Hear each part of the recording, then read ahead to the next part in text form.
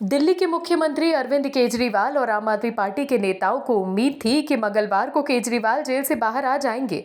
उन्हें चुनाव में प्रचार करने के लिए सुप्रीम कोर्ट से अंतरिम जमानत मिल जाएगी, लेकिन ऐसा हुआ नहीं और एक बार फिर केजरीवाल के अरमानों पर पानी फिर गया। सुप्रीम कोर्ट में अरविंद केजरीवाल और उनके वकील अभिषेक मनु सिंघवी की दाल नहीं गली। सिंघवी दलील पर दलील दे रहे थे और केजरीवाल को चुनाव में प्रचार करने के लिए अंतरिम जमानत की मांग कर रहे थे। वहीं सुप्रीम कोर्ट की टिप्पणी से लग रहा था कि केजरीवाल को राहत मिल सकती है, लेकिन ईडी ने आखिरी वक्त में ऐसा ब्रह्मास्त्र निकाला कि पूरा खेल ही पलट गया और सुप्रीम कोर्ट के जज सोचने पर मजबूर हो गए। और फिर अदालत ने कहा कि हम इस पर पहले मन बनाएंगे, फिर बताएंगे। ईडी ने किस ब्रह्मास्त्र ने अरविंद केजरीवाल की बिगाड़ दिया है खेल, बताते हैं आपको इस रिपोर्ट में। दरअसल अरविंद केजरीवाल की अंतरिम जमानत याचिका पर मंगलवार कोई फैसला नहीं आया। इस मामले में कोर्ट की ओर से कोई आदेश नहीं जारी किया गया और सुनवाई 9 मई या अगले हफ्ते में पूरी होगी।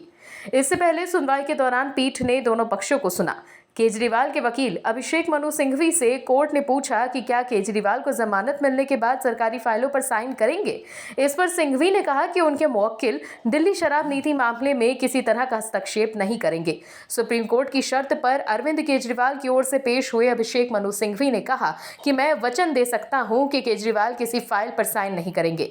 मतलब जमानत के लिए केजरीवाल इतने बेचैन हैं कि उनके वकील अभिषेक मनु सिंघवी कोई भी शर्त मानने के लिए तैयार हैं, लेकिन ईडी ने जमानत का जमकर विरोध किया। ईडी ने जो दलील दी उसके बाद सुप्रीम कोर्ट ने अपना मन बदला और इस बार भी केजरीवाल की अंतरिम जमानत पर कोई फैसला नहीं आया। केजरीवाल और उनके वकील अभिषेक मनु सिंघवी को लग रहा था कि उन्हें जमानत मिल जाएगी, लेकिन ऐसा हुआ नहीं। सिंघवी दलील दे रहे थे कि केजरीवाल राष्ट्रीय पार्टी के नेता हैं और उन्हें चुनाव में प्रचार करने के लिए जमानत मिलनी चाहिए।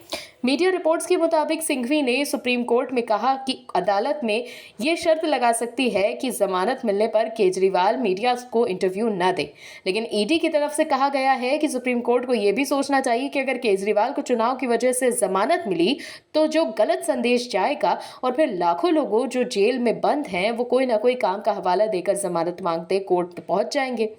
ईडी की ओर से पेश अतिरिक्त सॉलिसिटर जनरल एसवी राजू ने अदालत को यह बताया कि 176 फोन नष्ट कर दिए गए हैं, हवाला ऑपरेटर्स को नकदी भेजी गई है।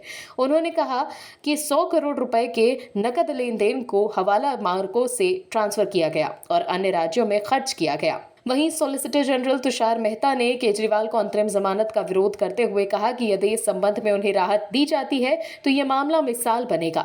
एक राजनेता होने के कारण इन्हें रिहा करना सही मिसाल नहीं है। इसके बाद अदालत को हर किसी की याचिका पर विचार करना पड़ेगा, भले ही वो किसी भी समूह से क्यों ना हो। उन्होंने कहा कि यह याचिका बेहद ही चतुराई से दाखिल की गई है। इसमें गिरफ्तारी को चुनौती देने के साथ ही अंतरिम जमानत की भी मांग की गई है।